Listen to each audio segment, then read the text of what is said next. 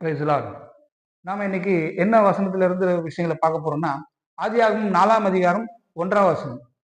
அதுல பார்த்தோம்னா, ஏவாள் அம்மா கர்ப்பமாயி ஒரு குழந்தையை பெற்றிருப்பாங்க. குழந்தையை பெற்றோடு என்னன்னு சொல்லுவாங்க அவங்க, கர்த்தரால் நான் ஒரு குழந்தையை பெற்றேன் அப்படின்னு சொல்லி சொல்லுவாங்க. அது ஆதியாகமம் 4ஆம் அதிகாரம் முதல் வசனத்துல இருக்கு.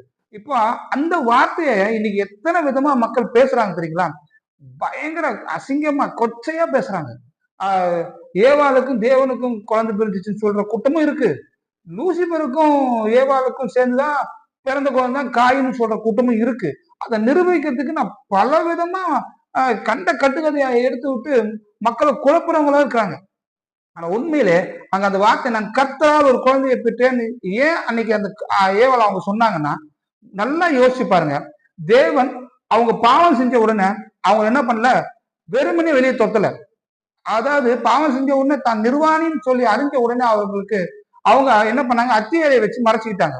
அப்ப தேவன் வந்து உனக்கு நிர்வாணின்னு அறிவித்தது யாருன்னு சொல்லிட்டு திட்டி அவங்க வெளியில போய் மட்டும் துரத்தல, அப்படி மட்டும் செய்யல. வெளியில போன அவங்க வெறுமனே அனுப்பல, ஒரு பலியை செலுத்தி, அதாவது ஒரு மிருகத்தை கொண்டு அதனுடைய தோல் எடுத்து அவங்க தோலாடையை உடுத்தி விட்டு அனுப்பிச்சார்.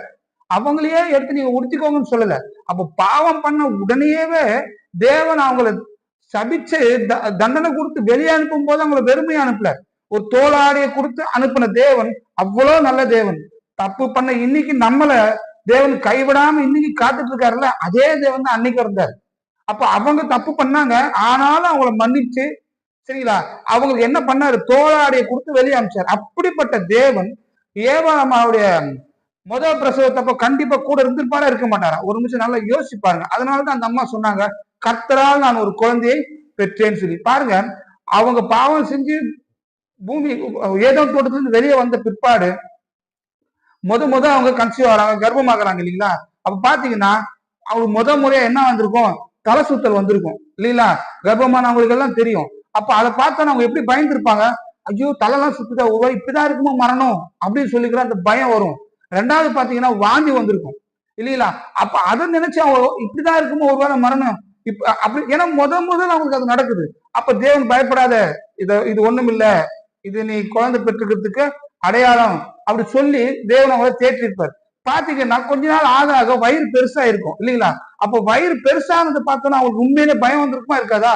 ஐயோ இப்படிதான் ஒரு வேளை மரணம் இருக்குமோ அப்படின்னு சொல்லி குழந்தை பெருக்கும் போது எப்படியா இருக்கும், அப்போ அது பயங்கர வேதனையாக சொன்னாரு. அவங்க எவ்வளவு பயந்து இருப்பாங்க. தேவன் அன்பான தேவன் இல்லையா? அவங்க பயந்தாங்க, சொன்ன பயந்துக்கோன்னு சொல்லி விட்டுருப்பாரா?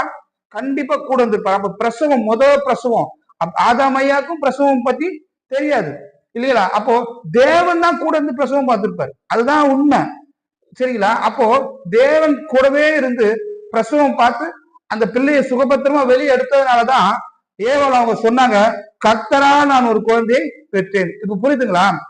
அதுக்கு அர்த்தம் அதுதான்.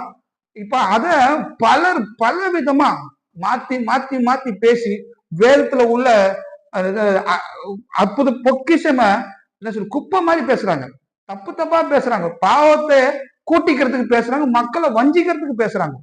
சாத்தான் வந்து ஏவாள் அவங்களோட, அதாவது இன்னைக்கு ஒரு ஆணும் ஒரு பெண்ணும் தனியா இருந்து பேசுறாங்க அப்படின்னு சொன்னா என்ன ஆகுது? உண்மையிலே வேறு வேலை இருக்கலாம், தவறு நடக்கிறதுக்கு நிறைய வாய்ப்பு இருக்கு. ஒரு ஆணும் ஒரு பெண்ணும் யாரோ ரெண்டு பேர் பேசுகிறானா கூட கொஞ்ச நாள்ல தவறு நடக்கலாம். ஏன்னா அப்படி பார்த்தா நிறைய பாவங்கள் வருதுல, கள்ள உறவுகள். உண்மை, ஏன் அது பாவம் உள்ள வந்ததுனால. ஆனா பாவம் வர்றதுக்கு முன்னாடிதான் சர்பமும் ஏவாள் அவங்களும் பேசிக்கிறாங்க, கரெக்டுங்களா? அப்போ ரெண்டு பேரும் பேசிக்கணும், ஒண்ணு ரெண்டு பேரும் கள்ள உறவுலாம் வந்து அதுக்கு பாவம் இல்லை. அவங்க பழம் சாப்பிட்டதுக்கு பிற்பாடு மறுபடியுமா பிசாசு வந்து அவங்களோட ஒண்ணும் உறவாடவே இல்லை, அன்னைக்கு அதை விரட்டி அடிச்சுட்டாரு இல்லைங்களா?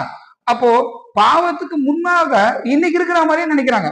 இன்னைக்கு ஒரு ஆணும் ஒரு பெண்ணும் சம்பந்தம் இல்லாத ரெண்டு பேர் கொஞ்ச நாள் பழகினால என்ன பண்றாங்க, கள்ள உறவு, தப்பான உறவுல வராங்கன்னு சொல்றதுனால அன்னைக்கு அப்படிதான் இருக்கும்னு சொல்லி இவங்களுடைய இந்த கீழ்த்தரமான சிந்தனைனால என்ன ஆகுது, பாவமே இல்லாதப்ப பாவம்னு சொல்லி ஒண்ணு இல்லாத அந்த சமயத்துல ஏவாளாவும் பாம்பும் பேசுகிறத என்ன பேசிக்கிறாங்க, ரெண்டு பேரும் தப்பா பழகிட்டாங்க.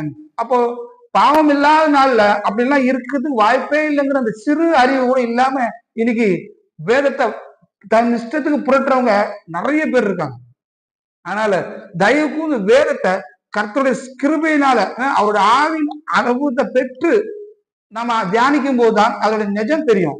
சோ ஏவாள் அவங்க கர்த்தரால் ஒரு குழந்தையை பெற்றேன்னு சொன்னதுக்கான ரீசன் இதுதான். ஏன்னா தேவன் ரொம்ப நல்லவர். அது இன்னைக்கும் நம்ம வாழ்க்கையில நம்ம ஒவ்வொரு நாளும் அனுபவிக்கிறோம். நம்ம எவ்வளவு பாவம் செஞ்சாலும் நம்மளை இன்னைக்கும் தள்ளாம தேவன் நம்மளை எவ்வளவு இருக பற்றி கொள்றாரு இல்லைங்களா? அதுல இருந்தே நம்ம தேவன் எவ்வளவு நல்லவருங்கிறத வேற யாரும் நமக்கு சொல்லி தெரிய வைக்கவே தேவையில்லை இல்லைங்களா? அப்போ ஏவாள் அம்மாக்கு தேவன் கண்டிப்பா பிரசவத்தப்ப உதவி செஞ்சிருப்பார். அதனாலதான் அவங்க சொல்றாங்க கர்த்தரால் நான் ஒரு பிள்ளையை பெற்றேன்னு சொல்லி. அல்லேலூயா. அதே நேரம் பாருங்க, 2வது குழந்தையை பெற்றுக்கும் போது அதுல என்ன வசனம் போறது பாருங்க, 4ஆம் அதிகாரம் 2ஆம் வசனத்துல, அப்புறம் தன் சகோதரனாகிய ஆவேலை பெற்றாள். அப்படிதான் இருக்கும். அப்ப பாத்தீங்கன்னா முதல் பிரசவத்துக்கு தான் தேவன் கூட இருந்து உதவி செஞ்சார். அதனாலதான் அவங்க முதல் பிரசவத்துக்கு கர்த்தரால் ஒரு மனுஷனை பெற்றேன்னு சொல்றாரு இல்லைங்களா? இப்ப 2வது குழந்தைக்கும் அவங்க அப்படி சொல்லல. ஏன்னா 2வது குழந்தைக்கான பிரசவ பார்த்தது யாரு? ஆதாமையே பார்த்திருப்பார். ஏன்னா முதல் பிரசவத்தை பார்த்தாரு இல்லையா? அதனால 2வது பிரசவத்தை அவர் பார்த்தாரு. சோ முதல் வசனத்துக்கும் 2வது வசனத்துக்கும் உள்ள வித்தியாசம் என்னன்னு நமக்கு நல்லா புரியுதுங்களா இப்போ? சோ முதல் கர்த்தரால் ஒரு மனுஷனை பெற்றேன்னு சொல்றாங்க. 2வது நான் ஆபேலை 2வது பெற்றேன்னு சொல்றாங்க. அப்போ இதுல இருந்து நல்லா தெரிஞ்சுக்கோங்க, தேவன் நல்லவரா இருக்கிறாருங்கிறத நாம எல்லா வார்த்தையில இருந்து தெரிஞ்சுக்கிறதுக்கு தான் இவைகள் எல்லாம் இருக்கு. அல்லேலூயா. பாவம் செய்யறவங்களை அப்படியே தேவன் விட்டுறவே மாட்டார். அவங்க மனம் திரும்ப அவங்களுக்கு பல சந்தர்ப்பங்களையும் கொடுப்பாரு. அப்படி மனம் திரும்பும் பட்சத்துல அவர் மிக சந்தோஷமா அவங்க கூடவே இருப்பார். அதை இன்னைக்கு நாம இந்த வசனத்து மூலமா நல்லா தெரிஞ்சுக்கலாம். சோ தேவன் நல்லவர் என்பதை நம்ம ருசிச்சு பார்க்கணும். அல்லேலூயா.